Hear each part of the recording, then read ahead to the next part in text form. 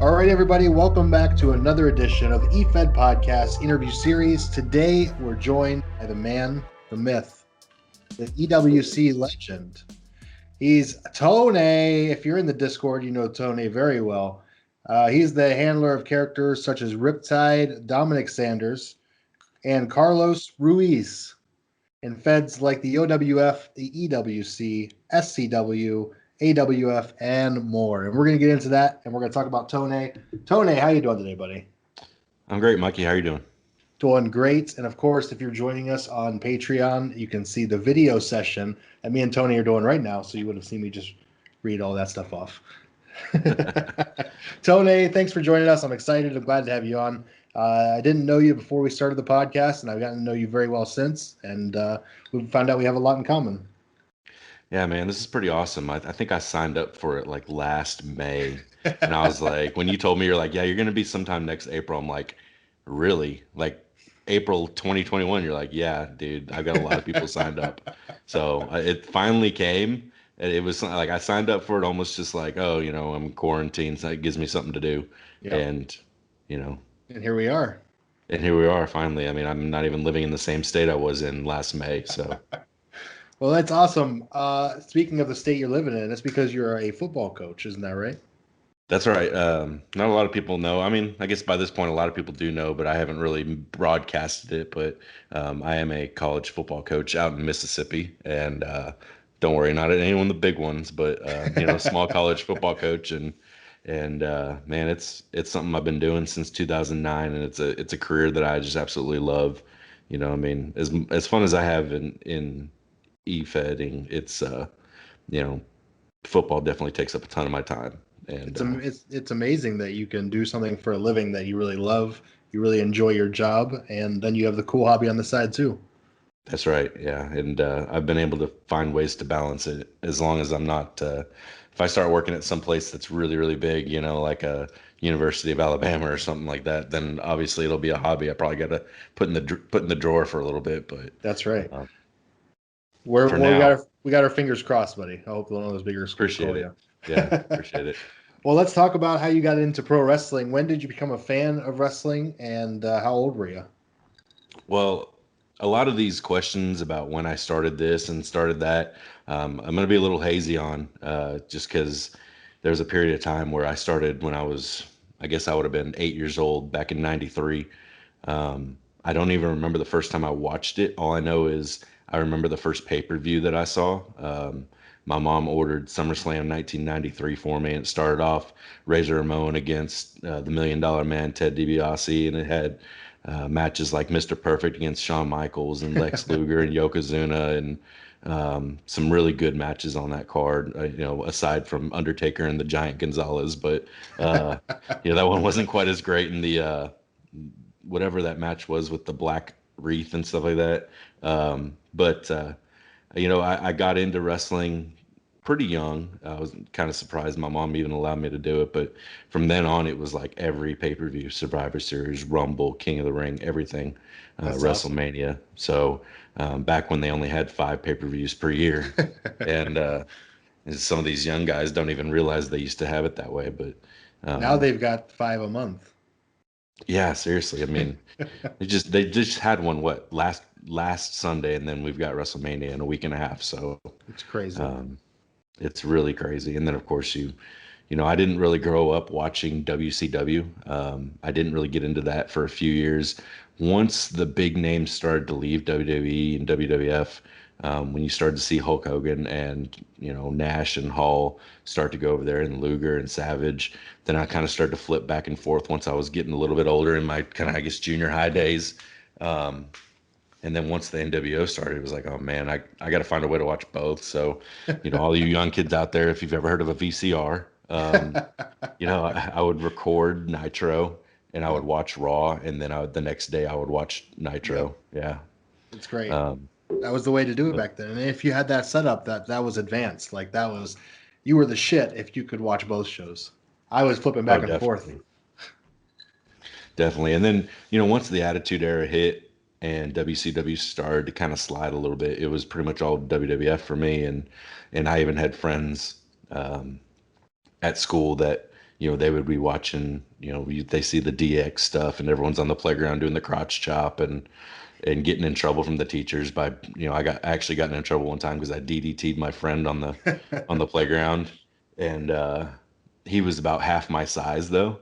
So the teacher thought I was just picking on him and bullying him, and so I got sent to the principal's office. I'm like, dude, we're just wrestling, man. But uh, so I was pretty into it when I was younger. I mean, I had freaking posters of Sable and Sonny and Lita and all them up in my bedroom and all that kind of Why stuff. wouldn't you? Yeah, absolutely. Yeah, I mean, come on. But I have to say, I think Stacy Keebler though is my favorite. I have to go with Stacy Keebler. If anyone asks me who my favorite diva or whatever back in the day was, it's definitely her. So, Well, we know your favorite diva. Let's talk about your favorite wrestlers.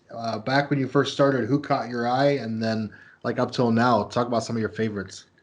so back then, you know, uh, like obviously the first match that I ever saw on pay per view was that Razor Ramon and Million Dollar Man match, and I always had a little bit. I liked Razor back then.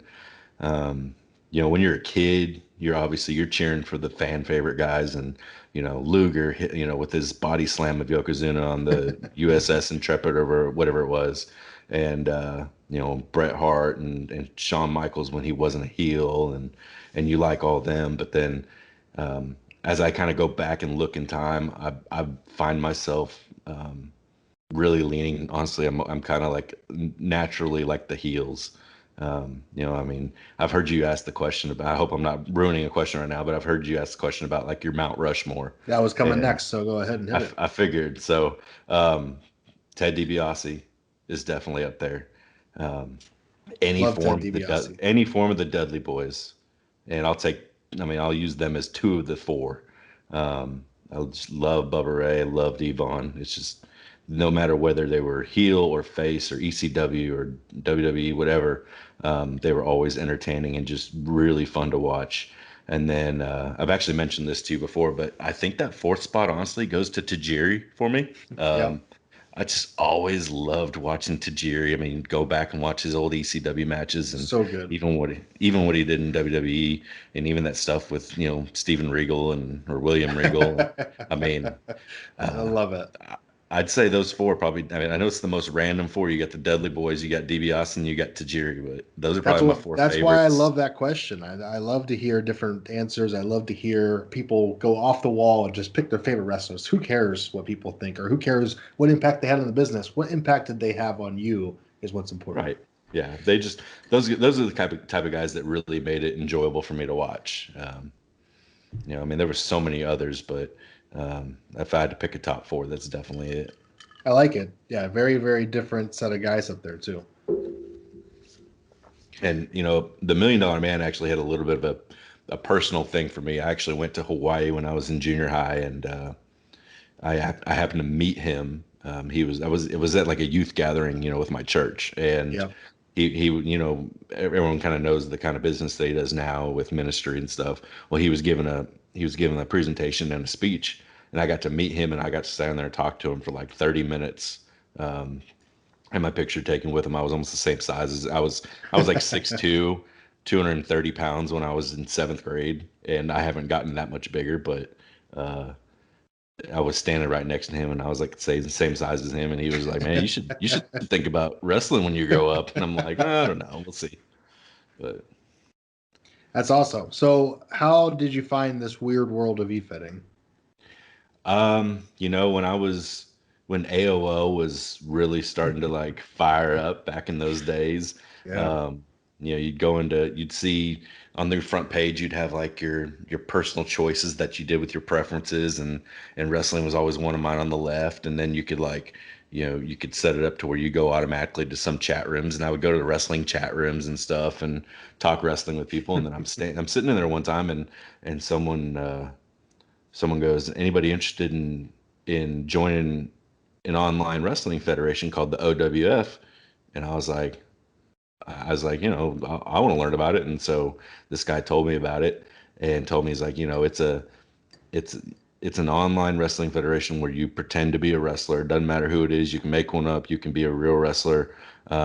And then what you do is I put you in a match against somebody else, and you'll always get the card through email. I mean, everything was just email back then. There were no pictures, no pick bases, really any of that. And obviously, if you chose a real wrestler, you'd know who they look like. But Yeah. um, and so like I was like, okay, I'll join, and I created Riptide, which was kind of a silly little name, but I mean at the time I was 13 years old. I mean, just I'm like Riptide, that sounds kind of cool. So I created him, and really what he was just I mean he was just a wrestler. Like there was nothing special about him. His finisher for almost 20 years was just a leg drop off the top rope.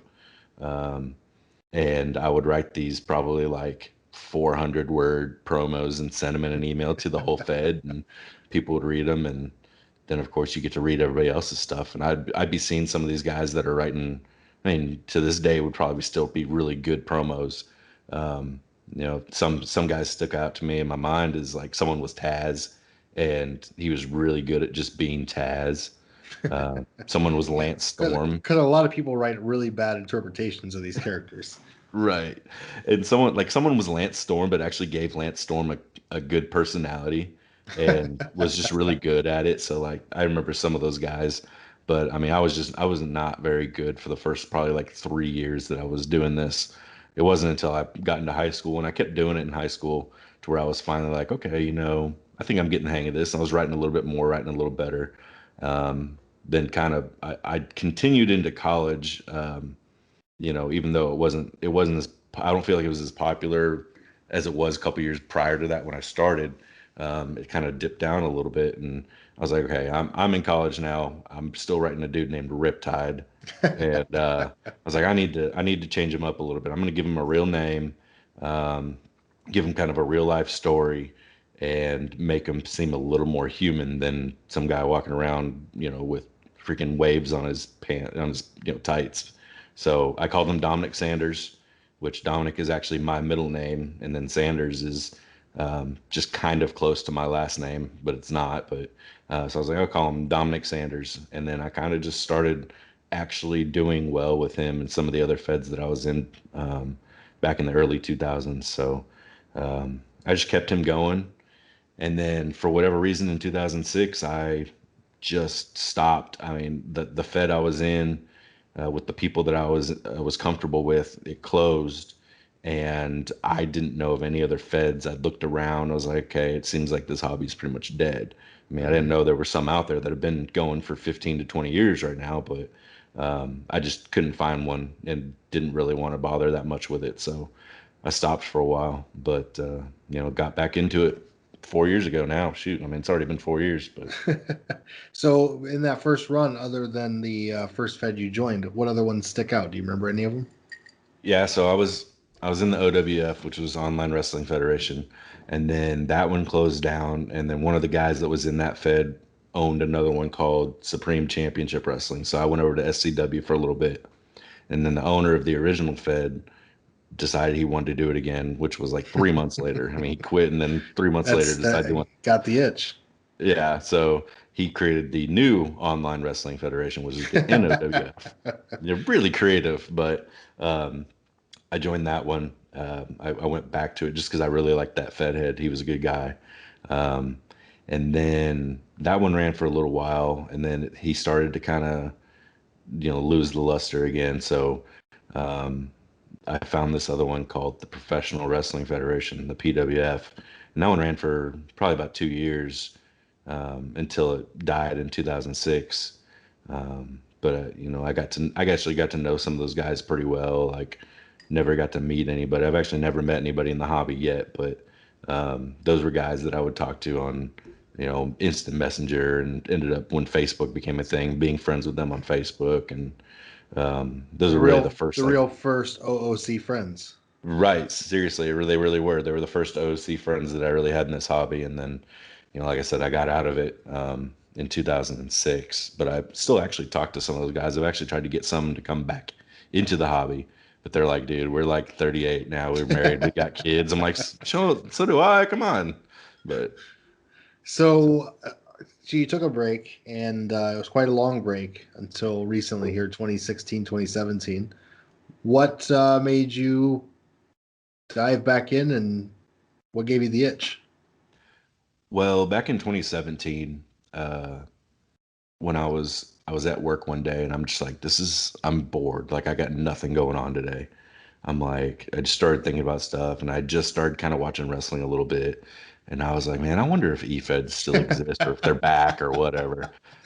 And so Man, I I just don't know how many searched. times on this podcast I've heard, man, I wonder if EFEDs are still a thing. Seriously. So I searched and I found the Extreme Measures Federation, which is EMF. Um, and I was like, okay, well, I mean, it's an EFED. Why not just give it a try? And so I signed up for it. And nowadays, with technology the way it is, you're doing everything now through a website and a forum instead of doing, you're not sending Emails. emails to 40 Yeah. people. And so I joined and made an account, and the guy accepted my account. So I made the character. I was like, you know what? Let's go back to Dominic Sanders. So I brought Dominic Sanders back, and took me a little while to kick the dust off, but started to do okay over there. And the problem that I had with that Fed was it was one of those where the Fed had liked longer role plays. Hmm. So Long we character got development.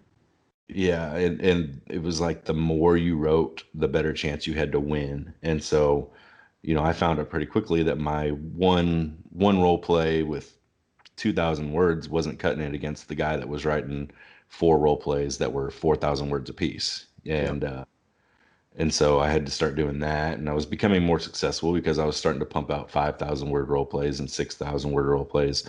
And at one point, in like the month before I quit that Fed, um, I barely won a match where I had to write 16,000 words.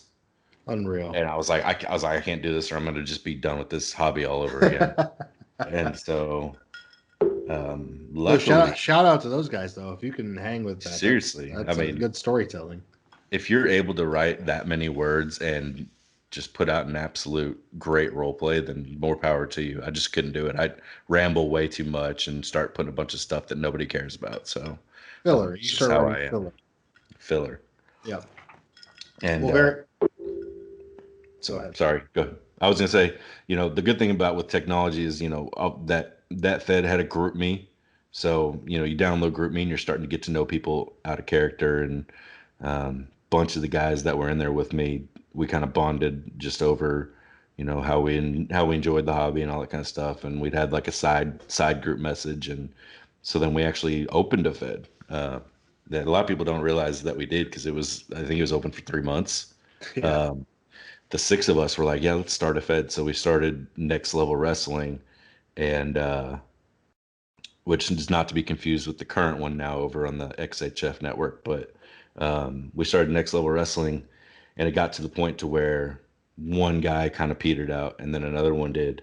And by September, I was writing the whole entire show by myself Which because I wasn't the was like, plan. guys, yeah, I was like, guys, I can't do this. Yeah. Uh, but a few of them had come over to the EWC, which, as a lot of the people listening would know, is where I kind of settled in and settled down. So, and that's kind of where I've So been now since 2017. so in 2017, you joined the EWC. You go in as Dominic Sanders. I actually started off there for the first couple months as Carlos, a Okay. character I created like 2 months prior. I was like, I'm going to go over here and I'm going to try this different character and try something brand new. He's a Rick Martel pick base. Went a little old school with him, but I made Love him, even though Rick Martel is not Spanish at all, it. I made him from Spain. And in my role plays, I was writing like broken English and using some Spanish, thrown in a little bit of Spanglish, and I was doing all right with them. And then once I decided to leave the EMF, I brought Dominic over.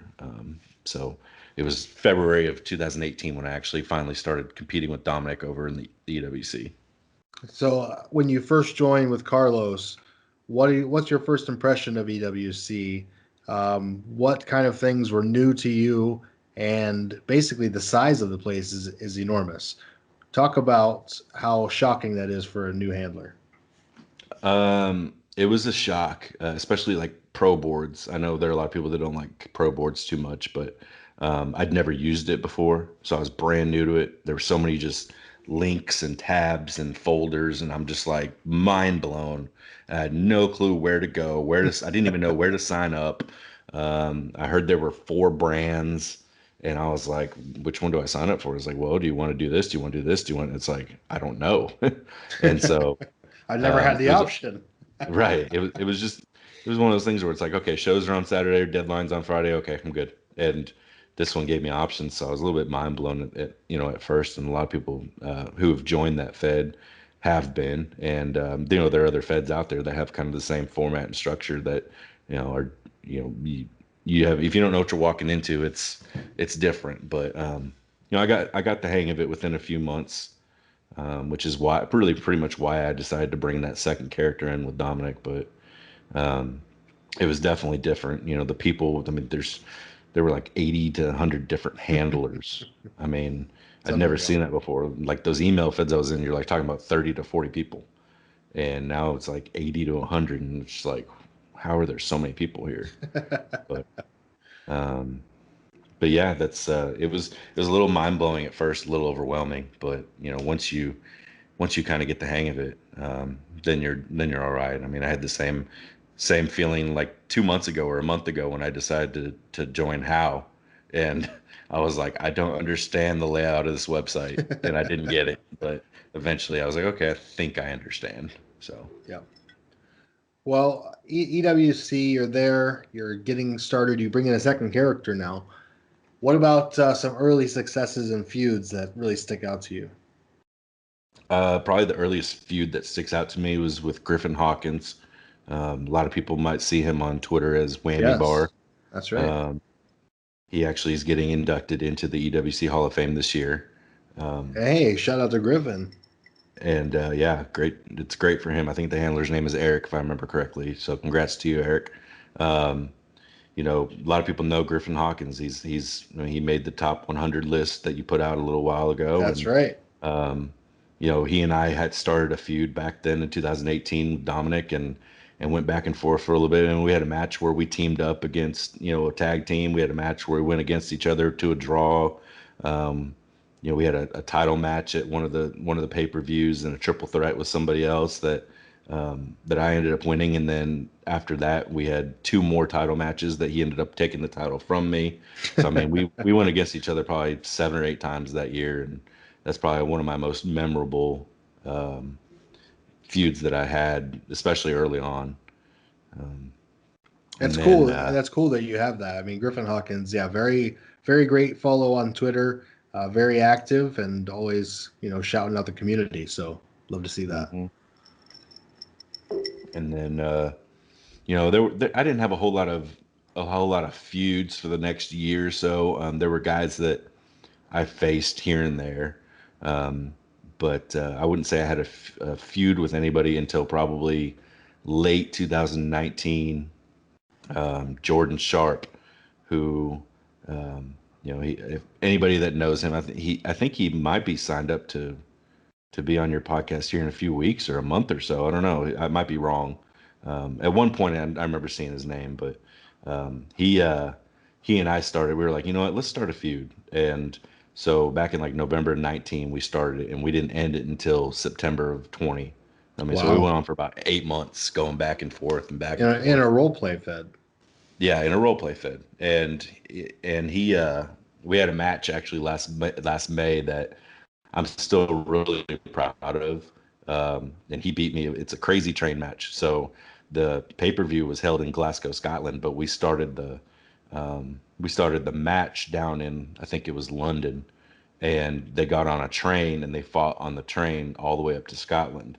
And the only way you could win was, one, you could throw your opponent off the train, you automatically win, or two, you can gain pinfalls and submissions, and whoever has the most by the time you get to Scotland wins. And it was for a championship. And I was a champion at the time. Well, I wrote the match, and because it's obviously going to take 3 hours to get from London to Glasgow on a train, I wrote it to where it was in like 6 different segments. So the very beginning of that pay-per-view was the first segment. Then we'd cut back to it later on. And we'd cut back to it later on. And finally, the finish of the match, which was the main event, they were getting almost to Scotland, and I had him I had him knock Dominic off the train and, land in a big patch of grass and broke his wrist and ribs and stuff like that. But, he and I wrote some really good stuff against each other that I'm still proud of. And I've always been proud of Jordan because he's one of those guys that, he works really hard at this hobby and he really cares about this hobby. A lot of people know that whoever knows Jordan. So. Yeah, that's great to see. I mean, two great feuds in EWC while you're writing role plays. Feuds, especially long-lasting ones, because feuds you see them more often in angle feds or somewhere where you can contribute more to a story. But I love that you guys do it with the segments on the shows. You guys write great shows. Um, what about championships? You mentioned you were a champion going into that match. Talk about some of the early titles you held in EWC. Yeah. Well, just so I don't make this completely EWC, I know a lot of people are probably like, "Gosh, this Mm-hmm. guy's talking about one Fed," but um, I was when I was first doing this, the first time I was in the hobby, I'd won an Intercontinental Championship in the PWF. I'd won a Hardcore Championship in the NOWF, and then when I restarted back in the EMF, I won an Intercontinental Championship. But yeah, most of my stuff has been in the EWC. I've tag team championships with Ace King. People have heard that name around Yeah. a little bit. Also made top Um, 100 list. yeah, also made the top 100. Ace King and I were tag team champions. I won the Indie Championship, which is their prime brand main championship. I won the International Championship, the Television Championship, and then I was the undisputed champion for 7 months, I think, which is the EWC's top championship. But That's awesome. um, yeah, that's something I'd never done until 2018. I'd never expected to do it. When I restarted this hobby back in 17, I was like, yeah, I'm just doing it for fun. And then people started to tell me, they're like, you're kind of a good writer, man. I'm like, well, I mean, I don't really see it, but they tell me that. And so I kind of started, I was like, okay, well, maybe I can be a champion. And so I made it my goal and I finally did it. And never since then, since I lost it, ironically to Ace King, um, he when he beat me for that championship, I was kind of like, okay, I can do kind of whatever I want now because Yep. I accomplished what the main goal. Everyone wants to at least win a world championship or an undisputed or universal championship. So Yep. I accomplished my main goal, and I was happy about it. And I've just kind of been playing the game now for the last year and a half. So. So since then, what have you been up to? So, back in December, I retired Dominic. I had his last match. Made it an even 100 matches in the EWC. Nice. Um, got to do it against a guy named Cyrus Black, who, out of character, has become one of the guys that I talk to the most in this hobby. And I told him, I was like, man, you got to be my 100th last match. And so we did it at WrestleFest this last December. I was able to come away with the victory, and then I retired him, and then now I'm working as a staff member over in the EWC. Don't have a whole lot of characters in any other feds. I mentioned I joined How a couple weeks ago just with a new project, just honestly for fun. I guess it was about a month and a half now, but did it for fun, just kind of wading into it, see how it goes. And then I just joined a different Fed this morning, as you would know, but I don't want to give away anything there though. So No spoilies. Yes, no. By the yeah, time you've exactly. heard this, I probably have announced it. So, yes, Today is in classic wrestling. Hmm. Very excited to have you So on, bud. yeah, but over in the EWC, I don't want to have a character over there because even though President Mac is pretty good about, if you want to have a character just to play with, you can. Obviously, he won't let us win a title or anything like that. But if we want to have a character to play with, we can. But I didn't really want to dabble where I was. I don't want to mix business with pleasure, basically. So There you go. uh, It's being tough on being his on staff, staff, and then you don't want to get a reputation for being on staff and a character.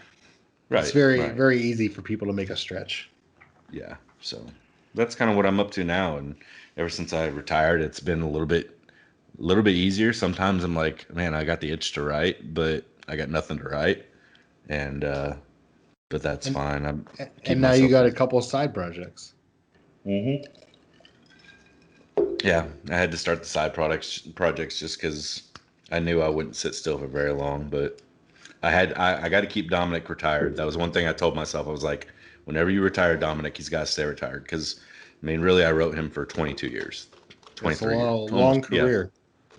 yeah. So All right, in character, I mean, he's pushing 40 anyway. So time to refill our drinks.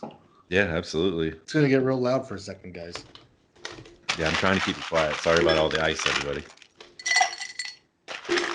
I'm doing it right in front of the microphone. I don't care. For those of you wondering at home, Mikey, I think, is drinking margaritas, and Margaritas. Tonaaaaay is drinking Jim Beam and water. There you have it. Jim Beam and water. I got 1,800 margaritas. We're going ham here on the EFED podcast. And you're talking about two smart people, though. I mean, both of us literally have bowls of ice and our mixers and our liquors just like ready for us. We don't have to get up and walk away. That's right. We came prepared, guys. We came prepared for this. We are ready. So, Tony, that brings us to today. I mean, that kind of wraps you up, right? I mean, pretty much. I think I just killed this in like 33 minutes. All right, let's just drink. Amazing. No, no. Well, hey, real quick, let's talk about the EFED podcast Discord. You've been a great addition to the Discord. You've really livened it up, and it seems like you made a lot of friends over there as well. Yeah, I joined it once, and I think I left the Discord after like a week. I was like, I'm not even using it. I just closed it and went out. And then I joined it again because I wanted to sign up. I felt compelled to sign up. Joined it again, and then of course when I did that, I was like, well, I can't just leave and then come back in like 3 months and say, okay, I'm still here. Um, so I actually I'm not even gonna lie to you. Sorry, no offense to anybody, but I had it muted for a while, and I Brother, would. most people have it muted, and I understand it. It's a very active chat. It's not the Fed you're in. I completely understand, and I think our people understand because they've muted it as well. So we appreciate everybody who participates. We got quite a few members. I get it. It's loud. Yeah, yeah, and so I finally unmuted it. I was like, you know what? I want to get to know more people. One thing that I've kind of taken from this hobby is that a lot of people out of character, one, are just looking for friendships and kind of family relationships. There are a lot of people out there that maybe they're not as lucky as I am, where they have a family, where they're as lucky as I am to where they go to work every day and they love doing what they do. Maybe they're not as lucky as I am to where they can they can walk down the street and just say hi to people. I mean, maybe that's just not how they are. That's not how their life is, and they come to this, though, the same reason I do, to get away, to talk to people about the same stuff that I like to talk about. And even though it's all on the internet, they may never get on a voice chat, they may never get on a video call. Um, they can still sit behind the That's okay. keyboard. Yeah, and they can still sit behind the keyboard and feel like they're part of something. Um, and so I wanted to be that kind of person to where I want to get to the point to where people can just rely on me to be there. Another thing I've taken out of this is there are a few people that struggle with mental health, and mental health is a big thing these days. So like what I did a couple months ago over in the EWC, now that I'm staff, is I told them, I was like, look, I want to be everybody's mental health liaison because I'm blessed enough to where I mean, I'll have my moments, but for the most part, I don't struggle with a lot of stuff. And I'm very blessed about that. So I told them, I was like, look, here's my cell phone number. If you feel comfortable enough, text me and I'll keep your information. And if you ever disappear for whatever reason, or we stop hearing from you for a while, I'm going to get a hold of you just to make sure you're okay because I care enough. And I'm not trying to be high and mighty or anything on anybody else. It's just kind of how I am. Like I just a caring person. I can come off as an a-hole sometimes, but We know. yeah, I know. I really can. Especially, I mean, Tony. once we get about 2/3 through this bottle of Jim Beam, I'm still gonna start being that guy probably. But really deep down, like I don't want to see anybody leave this hobby or this community because they feel like they're not welcome or they're not part of it. And Or they don't have that's someone to talk to. right. And so that's why I'm trying to trying to put myself out there. I mean, yeah, you talk about 10, 15 years ago, hell, probably even 5 years ago, giving your cell phone number out to people you met on the internet is a big no-no. No, no. But I mean, really, at this point, like, come on, I'm 6'3", 290 pounds, and I'm a football coach, which means I'm surrounded by 100 football players that half of them are 6'3", 290 pounds. So I feel pretty comfortable that I'm going to be safe. And if I'm not, then that's my own mistake. But um, I don't have any problem with that, and as long as somebody feels included and they feel like they're actually wanted and loved, that's kind of where I've taken this hobby of trying to put it up to the next level in my own responsibility to try and keep people happy and feeling like they're really wanted. So Well, I'm not as big as you, Tony, and I've met many EFED handler, and I've been safe as hell. So hmm shout out to EFED and great community. I'm glad you're doing your part and helping people. So if you guys need help, here's Tony's phone number. No, I'm kidding. Yeah. Hey, just send me a PM if I know you decently enough. It doesn't matter if we've talked one time or 100 times. If I feel comfortable giving it to you, I'll give it to you. That's fine. But I guess that brings me back to the original question. I wanted to get to know more people, so I started to talk more in the EFED podcast. Getting to know people like Linz and Fuzz and Megan and Kevin and Warren. I mean, all those people that are in there every day, talking every single day. All the shoot pop pop people, you know. I Shoot, mean, pop, pop. and so I've gotten to know a bunch of people through it, and it's been fun getting to know more people. I mean, it's a good community, and I think a lot of the people in this hobby are just good-hearted people. Absolutely. And we really appreciate you joining our Patreon recently. You've been a member for a couple months now, so shout out to you, Tony. Appreciate your support, buddy. Yeah, I think it's actually been like 6 months now. I looked at it the other day. I was like, shit, I've given him $70, $60. There's the first one. I told you I was gonna First of start all, dropping bombs. First of all, you've given Brian and I. It's a team effort here. Sorry, I'm sorry. Yeah, sorry, Brian. Yeah, you take So, take my money. so what you think? You cut it in half, and then you apply taxes because we never mind. All right. So here's what happens. We're gonna go through these Twitter questions. Are you ready, Tony? I'm ready. I'll admit I pre-read a couple of them. I'm excited to answer some. I'm not excited to answer some. So we'll see how it goes. All right. Cheers, buddy. Yeah, cheers. I better take a nice big swig before these. hmm At Ace King EWC, will Carlos ever convince anyone he's actually from Spain and not Mexico? Okay, so I got a backstory of this one. One of the first things that happened when I joined the EWC, I had a match with Carlos against a guy. I'm not going to name his name, but his character called Carlos a, a like a smelly Mexican. And first of all, his role play got disqualified and removed from the boards. Good. Let's just go ahead and the EWC staff took care of that really well. Handled it very well. But in character, what I did was I wrote a role play where Carlos basically gave a geography lesson to the guy with maps and everything. Like I literally took maps and like circled Spain and I circled Mexico and I was like, these are not two same countries. They're different. Blah blah blah. Don't even really speak the same Spanish. And kind of like went off on it. I mean, that was probably one of the better Carlos role plays I ever wrote because I kind of wrote it angrily. Like, Yeah, you were impassioned. You were ready to say, "Oh, not only did you do me wrong, or not only did you do wrong, but you did the character wrong. So let me get you." right. Well, and then maybe a month and a half ago. So I started using Carlos when I moved over to the XHF network. I joined the AWF, which is the Ascension Wrestling Federation.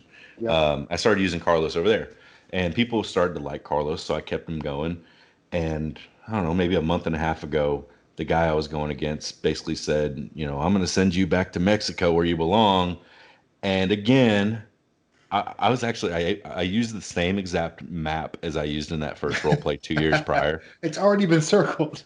Yeah, and so I just pretty much wrote the same role play and was like, okay, here's the difference between Mexico and Spain. Yeah. Um, So that's kind of why Ace is asking that question if he'll ever be able to convince anybody. Because right now we're talking about two people that have uh, gotten confused between Spain and Mexico. So I'm willing to give geography lessons if anybody needs it. Not only emotional or mental support, but geography lessons. The man is in football lessons. The man's a saint. Football lessons for sure. Like, I'm not gonna lie to you. I've gotten in football arguments with Mikey on a couple occasions, like heated to the point to where I wanted to leave his Discord. But I am See, passionate about the sport. the same as I. I am very passionate, and I love to argue sports. I absolutely love it because I love to throw stats in. I love to go back and forth. I love the banter. And Tony and I got heated a few times, but we made good. All is well. And And you know what's I funny is the argument was about Dwayne Haskins. What happened to him? he's a Steelers backup. He's not a starter. Well, that's because they did him wrong. Okay, moving forward.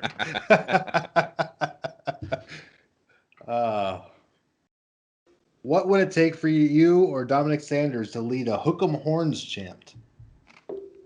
Not in a million years, Jordy. Not in a million years.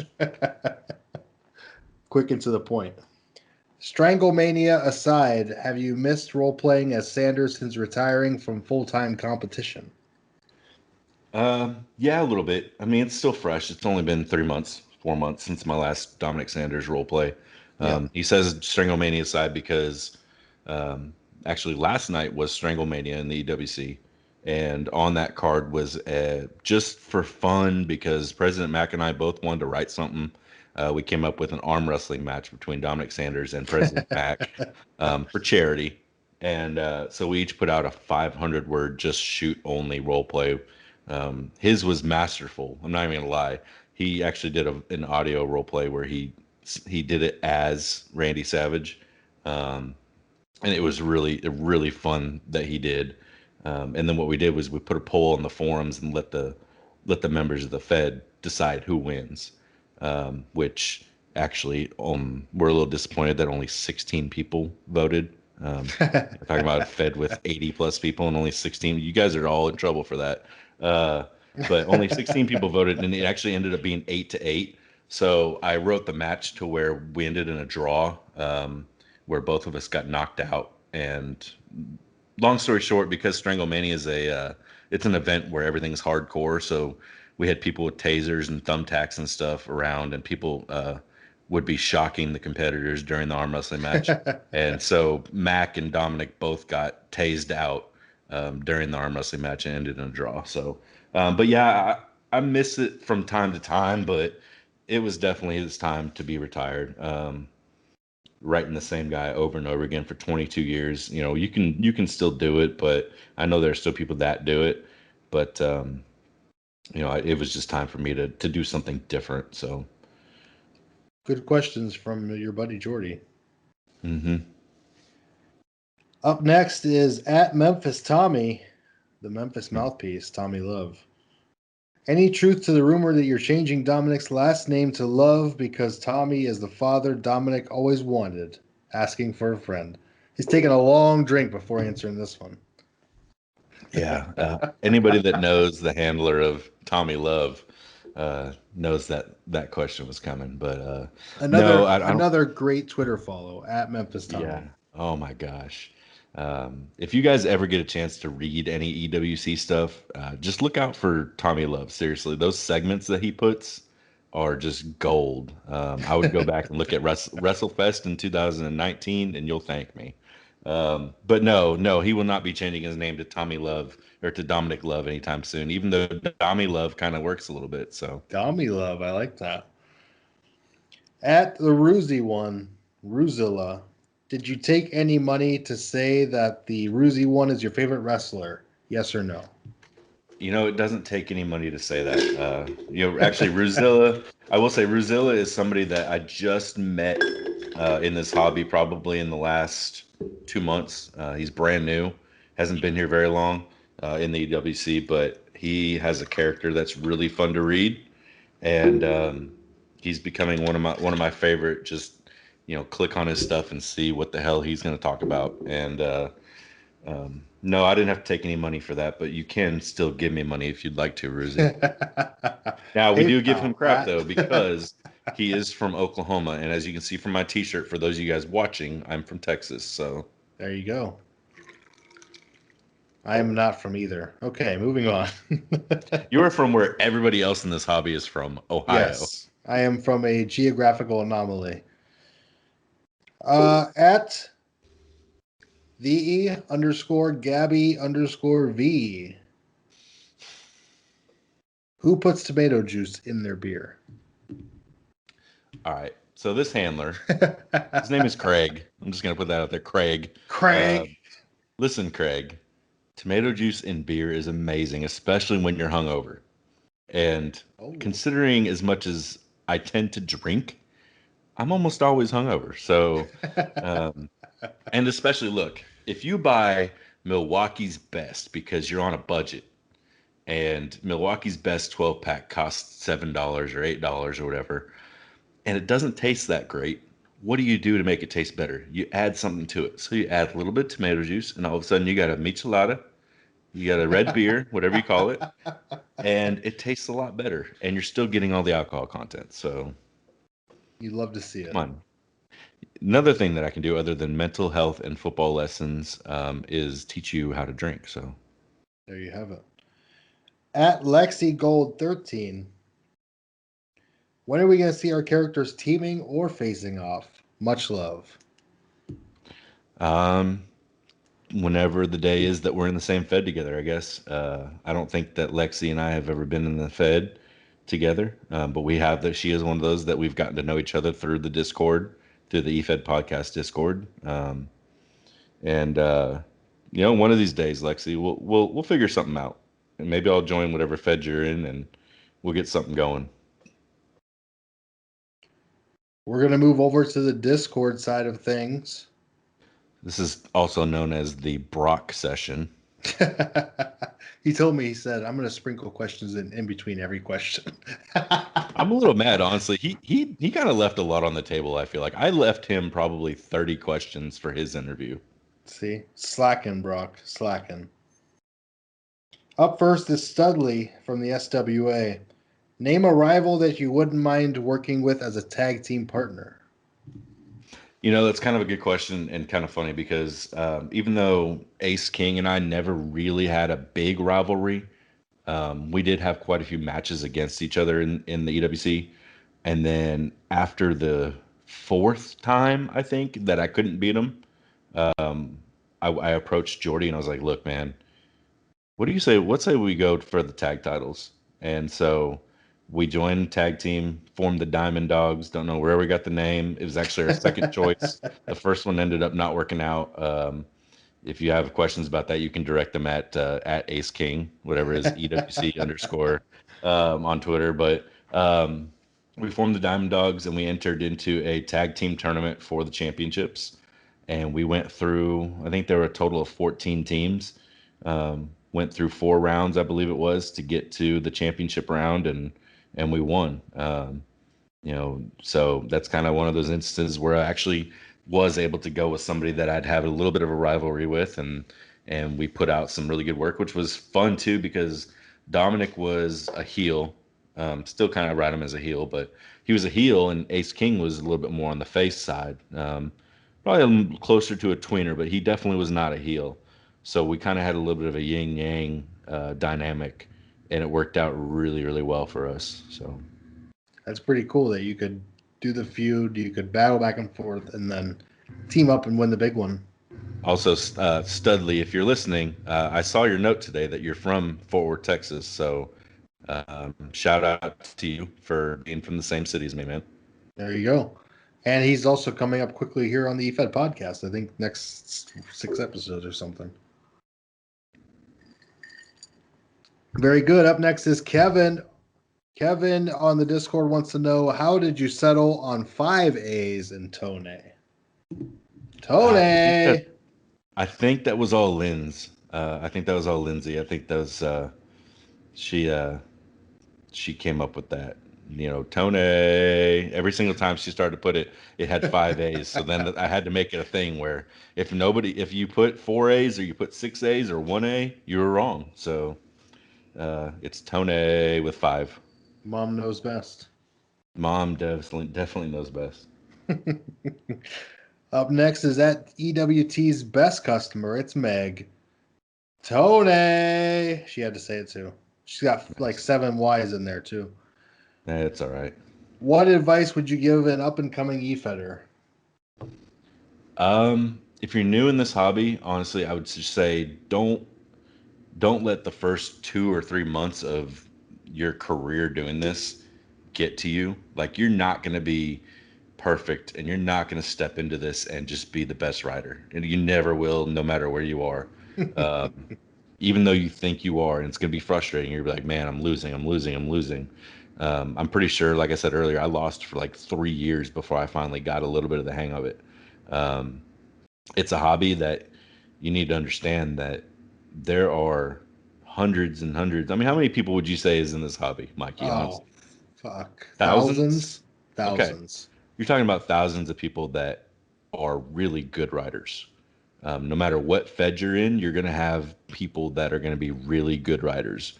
Um, if you're put up against those people, don't see it as, oh, I've got no chance. See it as they're putting me up against somebody to see what I have. And, don't ever look at it as a negative situation. Always look at it as a positive. And if you need help, don't be afraid to ask for help. I've had plenty of people reach out to me and ask me, like, hey, can you read my stuff? Tell me what it is I'm doing wrong, what it is that I can do better. And I mean, I'm happy to do that. And, especially now that I'm not really active role playing, I'm happy to help other people become what it is that I eventually kind of became. I still don't see myself as being one of the best. I mean, when President Max said I was going to join the EWC Hall of Fame this year, I was like, there's no way that there's not somebody else more deserving than me. But I'm still going to try and help anybody out that I can. And plenty of young people out there that haven't been in this hobby and people that haven't really done it, even if they aren't young. So, um, I'd just say just keep at it. Don't let the first couple months really get to you. And if you need help and you need guidance, just reach out to somebody that can. It's great advice. My first few months were a train wreck. hmm Who would you say is your toughest opponent? Hands down, Ace King. I've faced a couple people once or twice and weren't able to beat them. But Ace King, like I said, I've faced him, I think 4, maybe 5 times now, one on one. Never beaten him. Jordy's an amazing writer, even though every single time he posts something, he thinks that he's going to lose. And he's an amazing writer, and he's somebody that I look up to as a person. He's a good person, and we've had some fun back and forths together, and we had some fun, doing stuff together. So um, he's probably been my toughest rival, but the toughest person I've ever gone against. Probably the next toughest would be Cyrus Black, who I mentioned earlier. Luckily, was able to beat him in my final match, but before that, I think I was 0-3 or 0-4 against him. Between those two, I think I had 31 total losses in the EWC out of my 100 matches, and those two combined for like 9 of them. So they were just unreal. Your best accomplishment in the game. Kind of what I talked about earlier, just being able to win a world championship or an undisputed championship was one, but um, as far as actually an accomplishment, I'd say just being able to meet new people and actually get out of my shell a little bit. I think this actually helps me a lot with what I do in real life. Being able to just talk to people, sit here on an EFED podcast for an hour on video with somebody that I've really never talked to before. I mean, just on voice once in a while, but to sit here with Mikey and be able to do this is not something I could have done 10 years ago. Um, I think just my biggest accomplishment is being able to get out of my shell and become a just a more social human being. And uh, excuse me, sorry, getting to that point to where the whiskey's starting to kind of hit a little bit, but I think just I think it's made me a little bit of a better person. I know it's kind of cliche and silly, and some people listening to this are probably like, you're an idiot. But I think it really has made me a little bit of a better person just because I've made more relationships and met people that I would never probably meet them outside of this hobby. And it's gotten me to appreciate more people. So, I think it's a great answer and something that's not necessarily, your best accomplishment in the game is outside of the game. It's about making friends and becoming a different kind of person, yeah. expanding your social life. So, green apples or red apples? Um, Man, that's a tough choice. I like both. For a long time, probably until 5 years ago, I didn't like either. And then I really started to like apples. I think if you're talking about eating the whole thing with the skin, I'd go green. Um, but red apples are pretty good. Like, Fuji apples are probably my favorite. So There you go. For all your apple answers. Up next is Brock. Why is Brock the bestest? wait, before I get to Brock, I will say apple whiskey might be my favorite. So, There you go.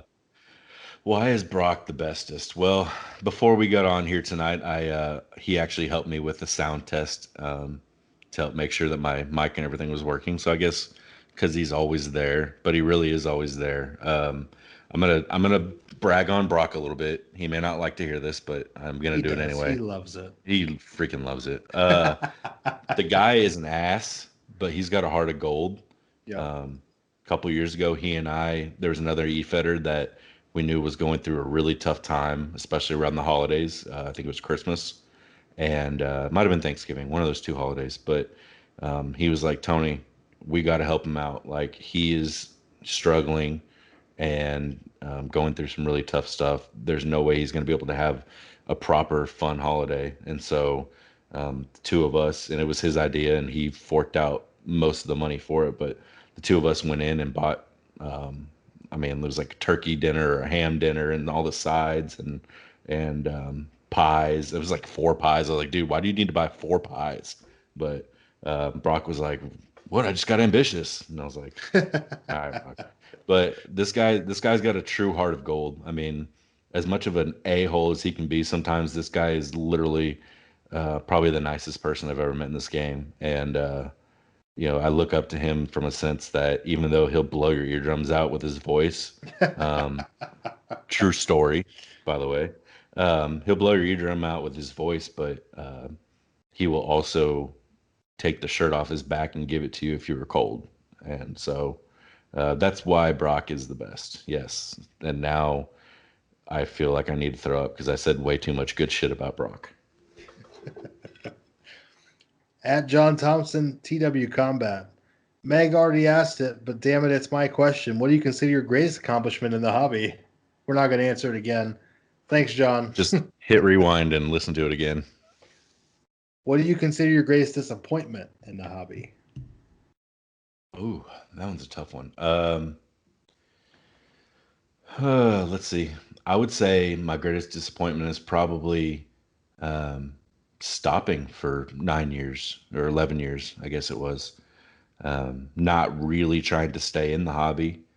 Um, I didn't give it that much effort, but of course, I mean, I was 23 years old at the time, but um, didn't realize how much this hobby meant until I got it back in 2017. I mean, it's a good hobby. It does a lot for you too. I mean, it turns people that can't write into writers. It turns people that have no social life into social people, and it does a lot for you outside of actually just being a wrestler on the internet. And for 11 years there, I was doing other shit like working in bars and um, yeah, I mean, I was starting my career and all that, but there wasn't anything that I didn't have any hobbies. And I used to just sit back and drink and watch TV. Now I sit back and drink and eat. So uh, no, but really, I'd say probably my biggest disappointment was leaving the hobby and not trying very hard to get back into it because it's a good hobby. So,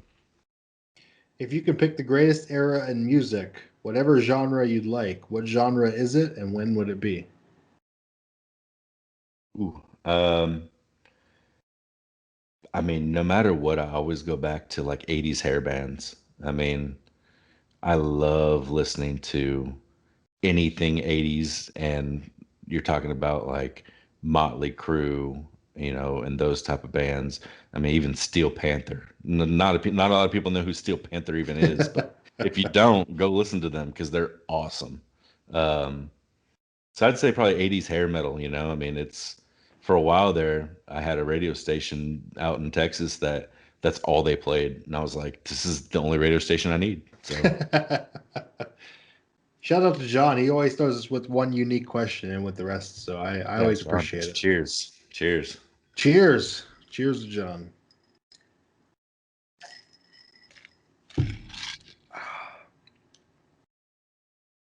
Up next is Hi Paul. Hi Paul. If you were to describe this hobby to someone who was completely unaware of its existence and not a fan of wrestling, but you wanted them to understand how important it was to you, what would that sound like? Wow, what a question. Yeah. I'd probably honestly, the first thing I'll do is ask, like what their favorite hobby is. Um, which a lot of people would probably be like, I like music. And okay, do you like going to concerts?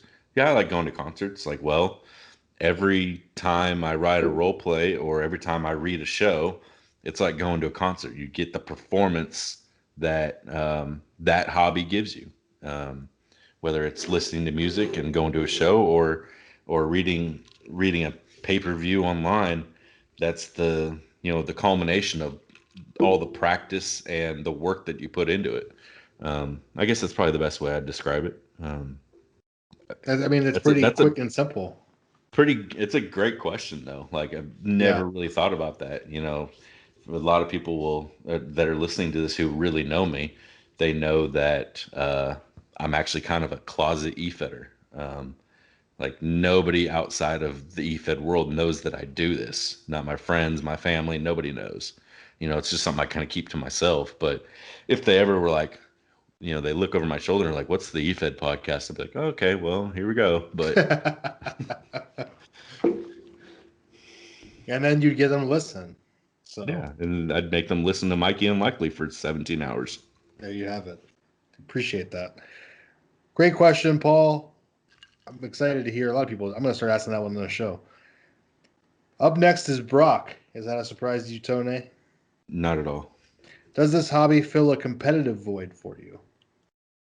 It does. Not so much, obviously, now that I'm mostly retired. Being an athlete, being a former football player, actually, I grew up playing sports. I played ice hockey when I was a kid, played a little bit of soccer, very minimal. I was very bad. I was a fat kid, not very good at soccer. Um, Played some soccer, played like junior high softball. I was actually a shot putter in high school, pretty decent shot putter. Um, and of course, a football player. I've always been competitive, especially, you grow up. I had an older brother and an older sister. My sister's 4 years older than me, and my brother's 5 years older than me. So I was always the little one getting picked on. And so I kind of had to learn how to defend myself and be successful. So it's just kind of been ingrained in me since I was a little kid. But um, the hobby itself, now that I'm not an athlete, it did give me an outlet before I retired my character. Gave me an outlet to really just be like, okay, I'm gonna do something, I'm gonna win. And now I kind of don't really know what to do with myself now that I kind of retired. But I think that's probably why I joined classicwrestling.com. And Classic-wrestling.com. oh, I'm sorry, classic-wrestling.com. .com. This next one's from Pete. All hail Overlord Mikey. Love that name. Is your mom hot? Is she single? Pouring one out for Rick today. Yeah, Rick. Cheers to Rick. Cheers, man. Um, Asking if my mom is hot is a little bit of a weird question, but I will say, I feel like I'm a decent looking guy. My mom had something to do with that. She's a good looking lady. You got it She's from your only, I mean, mama. I'm 36, but my mom was born in 63, so she just turned 58 last week. So I mean, she's not that old. And um she she's a decent looking lady, pretty lady. and she is single. She's been single since like 91. So, um, Rick, anybody else out there, take a stab at it, whatever. I mean, you know what they say if they, nah, I won't say that. Never mind. Thanks for the question, Pete. Up next is Brock. Well, this one's from Anna. Hmm. What's a character concept that you've encountered that you wish you'd thought of first? Good question. Oh man. I think that one of my favorite characters that I've read um, in recent years, obviously, I mean, you go back to the older stuff and it's not quite as good, but in recent years, one of my favorite characters that I've read is um, Alex. I know he's been on here before. He talked for about 4 hours. Alex Smiley, but Alex Smiley, I like it. I like OccupyProWrestling.com. he's got a character named Aeon Chronos. I think that's how he says it, and he's kind of a time traveler. And I know it's a little bit okay, unrealistic, but he does it really well. And Alex just has such a creative mind that like I'm sitting there like I wish I'd thought of that, but there's no way I could have ever executed that. So shout out to Alex for having Yes. that kind of brain. Alex is very good people. Yeah, so I'd say that's probably kind of almost like a time traveler that can, if you can execute it well. I don't think I could have ever executed it though. Also from Anna, if you had to RP as an actual real wrestler, who would it be and why? Okay, so starting in the hobby, like I said earlier, you could choose to be a real wrestler or made up wrestler. So I actually did for the first couple years. I had three wrestlers that I role played as. I was Riptide, aka Dominic Sanders, and I was Doink the Clown, Yes. and I actually did okay as Doink, and I was the Brooklyn Brawler. I mean, you're talking about. I mean, you could be any. You could be Stone Cold. You could be Bret Hart. You could be Shawn Michaels. And this freaking 12-year-old over here chooses to be the Brooklyn Brawler. Like I said, when I first started wrestling, I wasn't really into heels or anything like that. But I mean, come on, who's gonna be Brooklyn Brawler? And I was heel doink too. I wasn't even face doink. I was heel doink. So um, those were probably the only two real wrestlers I've ever role played as, and I think I even won a championship with the Brooklyn Brawler. So Incredible. yeah, Finally, from Brock, he's got a few of them. Are you ready? I'm ready. I've already pre-read these, but I'm ready for 'em. What was it like being trapped on the highway for 14 hours? So here's a good story. Some of you know it, some of you don't. A couple weeks ago, it was the week after Valentine's Day. We had an absolute. The South was just hit with ice and snow, bad winter storm. Worst I've ever seen since I moved out here from. I was actually born and raised in California, but I call myself a Texan. So, um, worst I've seen in the 17, 18 years I've been out here. And finally, that Friday, the roads were fine in Mississippi where I work, and the roads were fine in Texas where I live. So I was like, okay, I'm sure they're fine the whole drive. I'm just going to go ahead and hop on the highway and I'm going to go home for the weekend. And so I start going west from Mississippi to Texas, and I get to Shreveport, Louisiana. Took me 5 or so hours even to get to Shreveport, which is normally a 3 hour drive. And I get there, and the sun's going down, and the ice is starting to melt over again. So the Shreveport Department of Transportation and the Louisiana Department of Transportation decide that they're going to shut down Interstate 20 and not tell anybody. They didn't put anything on Twitter, social media, didn't put anything on the radio, didn't come by the cars and make an announcement or anything. They literally just shut the highway down. And I sat in the same spot from 7:30 p.m. on Friday the 19th, I think it was, until 7:30 a.m. on Saturday the 20th. And again, because they didn't say anything to anybody, I didn't know if we were going to start moving or if we were going to or stay there or what. So what I did was I would set my alarm for 30 minutes and I would sleep. And my alarm would go off and I'd wake up and I'd make sure that nobody moved. And if they didn't, I'd go back to bed or sleep. and I slept in my car in my driver's seat for 5 hours, and finally was awake enough to where I just waited, and finally we got moving. I left that day, that Friday at 1 p.m. I left Mississippi, and I got to Fort Worth, Texas at 3 p.m. on Saturday. So I was on the road for 26 hours. Um, Longest day of my life, obviously. Yes. Um, Really, really glad I didn't have to go to the bathroom, if you know what I mean. Um, I went outside to do what I needed to do, but I'm just glad I didn't have to do anything more. Um, I watched men and women get out of their cars and do the same thing. And so we were all just kind of stuck there on the highway for 12 hours. We literally, once we started finally moving, there were cars that broke down because they ran out of gas.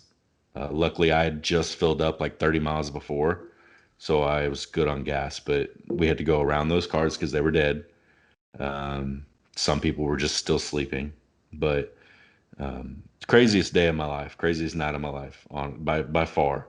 You know, someone said that's a story you can tell your grandkids. I'm like, well, I'm probably going to. I tell everybody, anything anyway. But so yeah, We're Brock, telling it it here on the sucked. podcast. Yeah. What was your plan if a number two had to happen? Hmm. I didn't have a plan.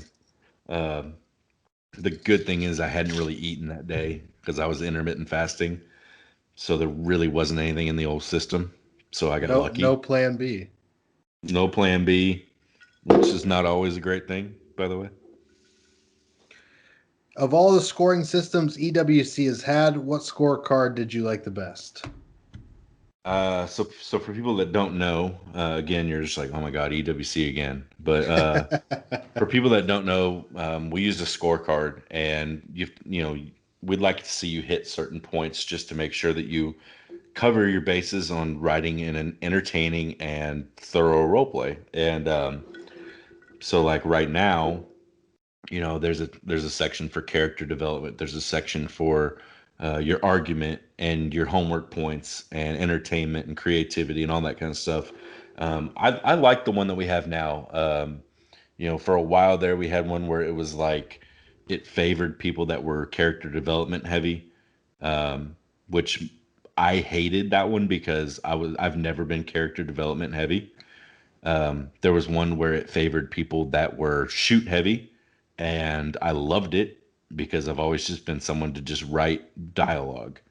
But a lot of people hated it because they want to write a story. So the one we have right now was really good and really balanced. So I'd say probably the one we got currently, Brock. Also from Brock,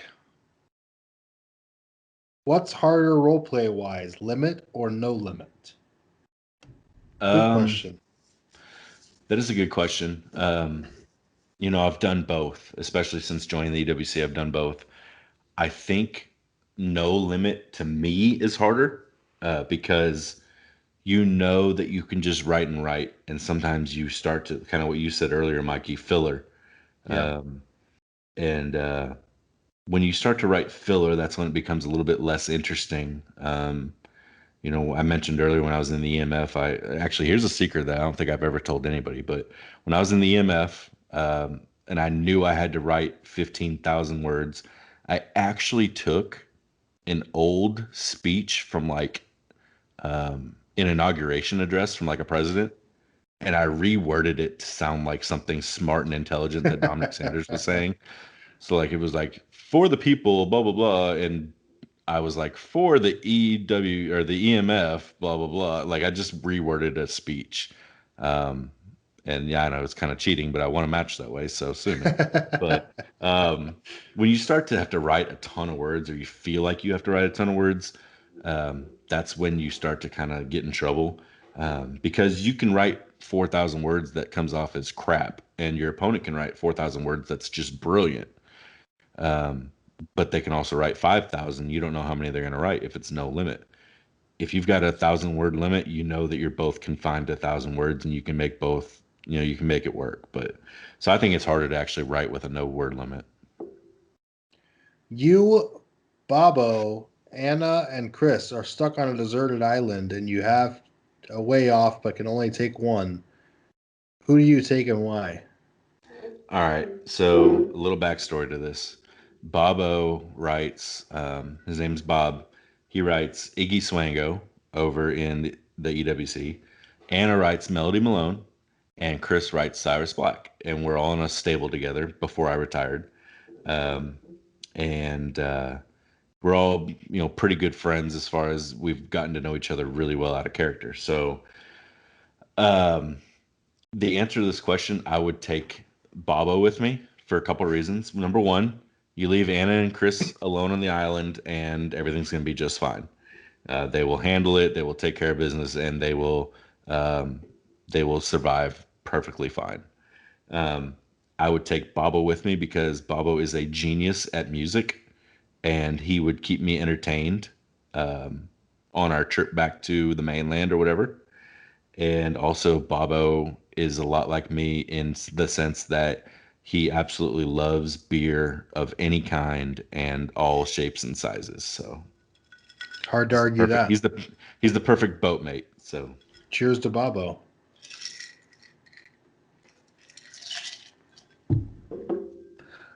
Checkers or chess? chess.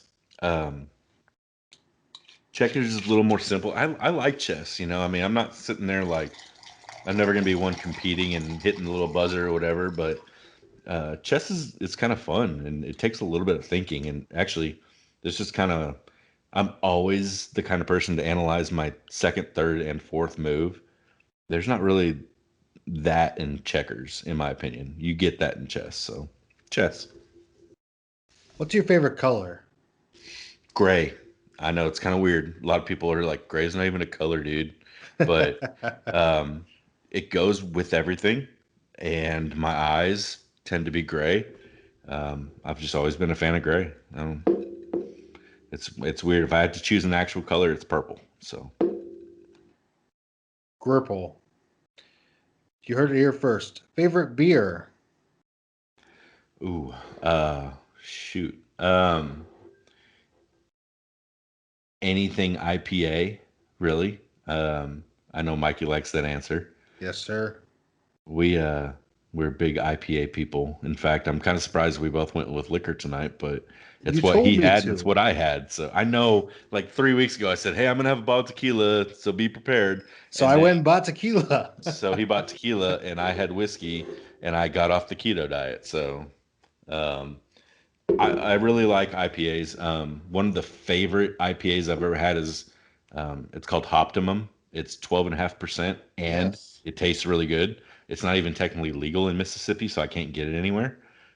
Mississippi can't sell anything over 10%, which sucks. That's crazy. Um, but I like Hoptimum. I'm a big fan of some local breweries in Texas. I like El Chignon is a good beer. I like just about anything Raw and Sons. They've got a really good Scotch ale. Um, I know my man from Fort Worth is gonna like some hearing some of these suggestions, but um, Martin House Brewery in Fort Worth, Texas, has some good ones. In fact, they've got a pickle beer, which is like it's like a sour kind of beer that tastes like pickles. A lot of you were like, "That's disgusting," I'm in. but you mix that with tomato juice and you answer multiple questions in this podcast and it's really good. So That's awesome. uh, Great answer. yeah. How many beers have you had, Tone? How many whiskeys have you had? I think I'm on like my fourth whiskey right now, but if he's asking how many in my life, I literally cannot give him an answer. I mean, some of you guys have known me to drink like 20 plus in a setting. So um, like I said, I'm a big guy. Okay, sue me. Tone's a wild man. Yeah, a wild man. President Mac likes to call me an alcoholic, whatever. Same thing. But Same. this bottle right now is about half full, half empty, depending on how you look at it. But I think I'm on my fourth whiskey. Same. Halfway. You love to Mhm. see it, Christy. Tone, that's the questions we got for you, buddy. This is a blast.